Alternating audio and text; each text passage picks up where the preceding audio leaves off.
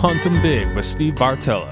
Brought to you by Bush Hog, Easton, Wildlife Research Center, Millennium, Rage Broadheads, Reconics, Redneck Blinds, Wild Game Innovations. If you're hunting from elevated stands, you simply have to place a premium on stand safety. If you take it seriously, it can be every bit as safe as me sitting here on this chair right now. Over the past 20 years, approximately 1,000 hunters have died when hunting. It doesn't have to be. 100% of those could have been avoided if they simply used proper tree stand safety hanging and hunting techniques.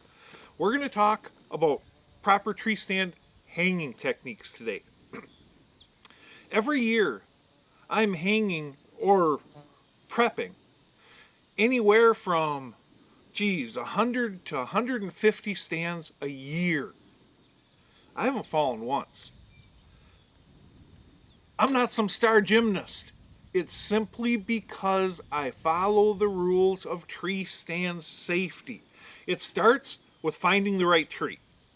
Now, if you're looking up at that tree and it's got dead branches on it, God forbid the tree itself is dead, you're done. That tree is not going to see your stand. Those dead branches are called widowmakers by loggers for a reason. They kill people when they fall. Okay, so, no dead trees. Next, you're looking for tree lean. If that tree's leaning very much at all, you know what? Walk on to the next tree. I know the temptation is to push things, but it's just not worth it. Because when you go to get up into that tree stand, if that tree's got a good lean to it, there is no way to do it and maintain a good angle. Finally, no screw-in steps. Now, I've personally had a couple of them actually literally snap in half. And even, think about it this way, even if you're just 3 feet off the ground and you slip, that screw-in step can gut you like a fish. Instead, use individual piece ladder sticks that fit together to form one continuous stairway up to your tree stand. Okay. When you get to your stand, go ahead and attach that bottom piece of that ladder stick to the tree. Have the rest sitting next to you. Then take the top piece, slip it into the next one, the next higher piece. Okay. Take that piece, slip it into another next higher piece, and then push it up the tree, put it in place. That's when you tighten that bottom strap really nice and tight. Next, go ahead and position your tree stand. You do not want that tree stand next to the tree. In case you fall, you don't want to fall on it. So set it off to the side. Take your bow rope. Go ahead and hook it around the back side of the stand. Everybody wants to do it on the front side. The problem is when you're pulling that tree stand up, it flaps open. It flaps open and it becomes much more awkward to pull up that tree. You hook it on the back side where the fold is, you know what? It can't open. You're cool. Okay. So go ahead, position that, attach a bow rope to it. What I'll do then is I'll take my Lifeline and I drape the thing out. I lay it out and I hook that just once through my fanny pack loop. I take the rope, hook that once through my fanny pack loop.